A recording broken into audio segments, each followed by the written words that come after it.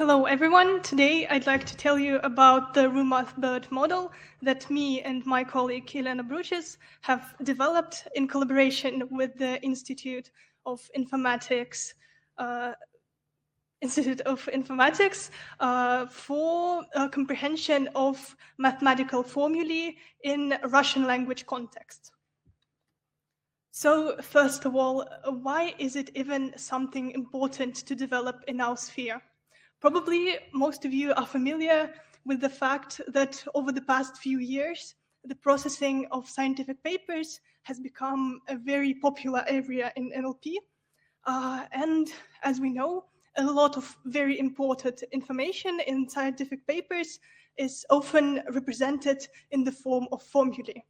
And these mathematical formulae have a very special structure and very special semantics, which are clearly not the same as the plain text semantics, and therefore developing a model that will be able to understand the hierarchical structure of formulae, as well as understand the semantic connection between the formulae and the natural context, is a very important step in development of the system of scientific text processing.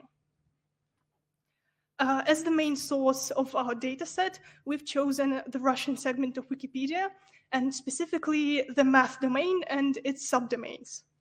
From the articles on Wikipedia, we extracted the formulae, which are the mathematical expressions in the LaTeX encoding, in categories such as algebra and calculus, mathematical logic and set theory, probability theory and statistic, matrix theory, and more.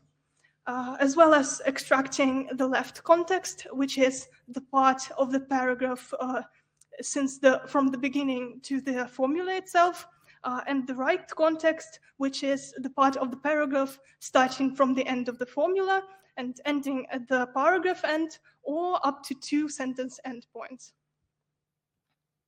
Let's look at an example here. We can see the formula in the middle, and before it comes the left context, which is here one full sentence and a part of another sentence. And the right context is the end of the previous sentence and another sentence up to the end of the paragraph. The next step is to determine which samples we include in our data set and which samples we exclude. First of all, we define a formula in this study as a mathematical expression that contains both at least one variable and at least one operation.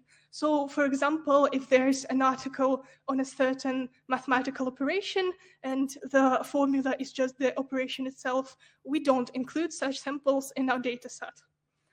As well as excluding the duplicate samples and the samples where the context length is of 0 or close to 0, because such samples do not represent the semantics that we want to capture.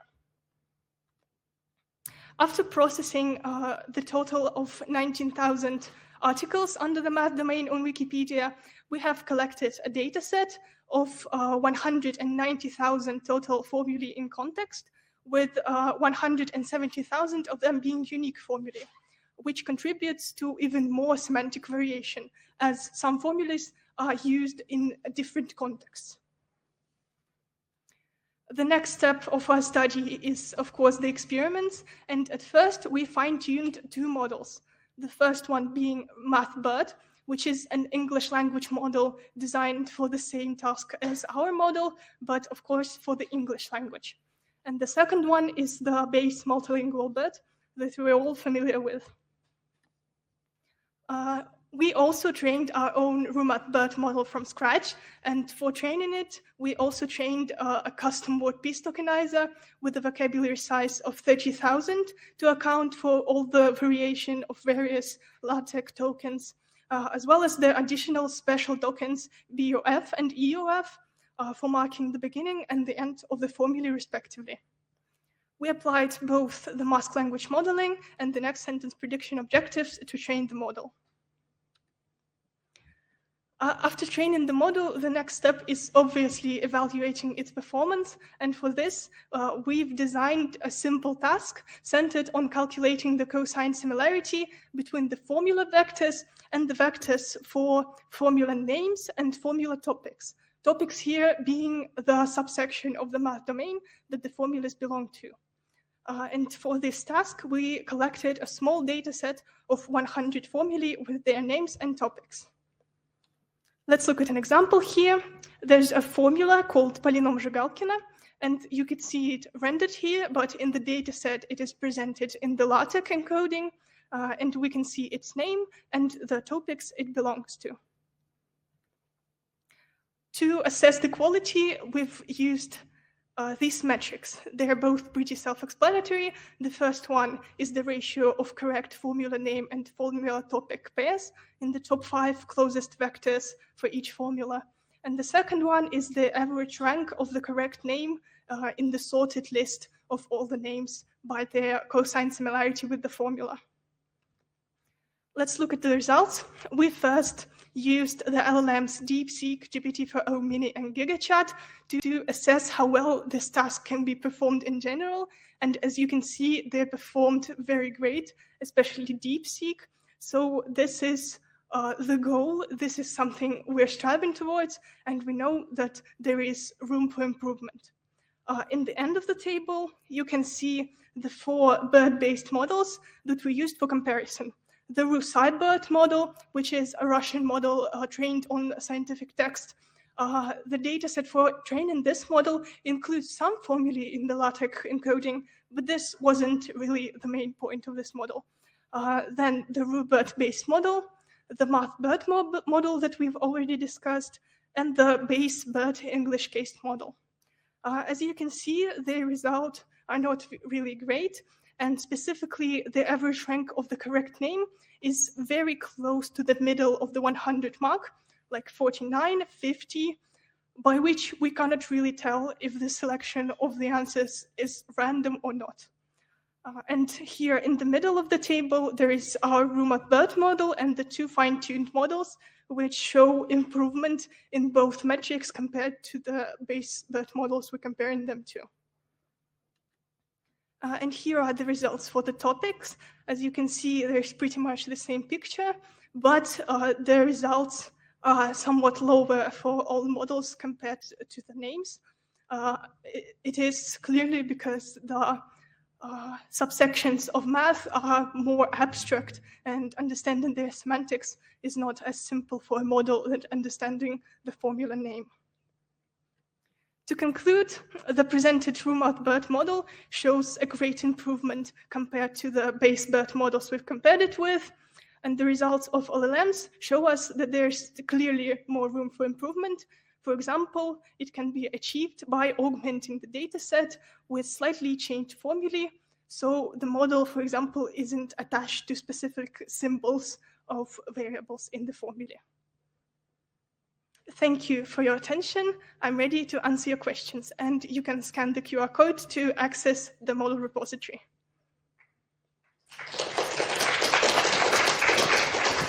Thank you, Anna. Do you have questions from the audience? Seems to be not yet. Yes, sorry. We have one. Please.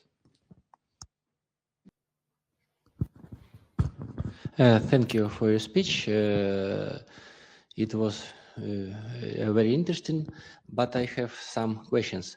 First question, as I understand, you tell that you fine-tune some pre-trained BERT, but what task for fine-tuning do you formulate? This is classical tasks like as masked language modeling and next sentence prediction, or these tasks were more sophisticated? What tasks for fine-tuning do you use? Thank you for the question. We used the base task, and actually using more specific tasks specific to the formulae is one of the steps we might take in the future to improve the quality. Okay, thank you. And yet another question. do you compare your model with some decoders? As I understand, you compare with large decoders, DeepSeek, GPT-4, etc. But we have a same family of small decoder models, which can help us to find some relations between formula and concept and term and so on. What advantages of encoder in comparison with small decoder for these tasks? What do you think about comparison with small decoders? For example, when 1.5 billions, etc. Thank you for the question. As you can see, we haven't really compared with these models. And so right now, I can't really assess what kind of result it might bring. Thank you. And my last question, third question. As I understand, if we build some dialogue systems, generative dialogue systems in different domains, for example, in mathematical domain, then we can combine after aggressive generation model like as QN or GPT with some knowledge retrieval mechanism which is based on encoders. For example, do you think about using your model as some mathematical embedder for retrieve or for ranking part of this mechanism? Thank you for the question. Yes, this is actually one of the most probable future applications of a model, since you might know the team Terminator that works on various tasks or on scientific papers. So implementing this model in such context might be its future use. Thank you for your answers. Thank you. Any questions from the audience? Or seems to be not yet. I have a question myself. Thank you, Anna, for the presentation. Really nice one. I would like to ask, like in continuation to the question of Ivan, the previous speaker, Roman, he said that they think of the formulas as being the different modality. It seems to me, at least maybe I'm wrong, I'm just have a perception from your speech, that you're interpreted as a text. Am I right? Yes, we process it as a text, but we specifically use formulas only in the LaTeX encoding. So yeah, I understand. But what I'm interested here, what if, I understand that you're working with text, but how do you think, is it possible to extend your model to the modality of some vision? This is really popular right now.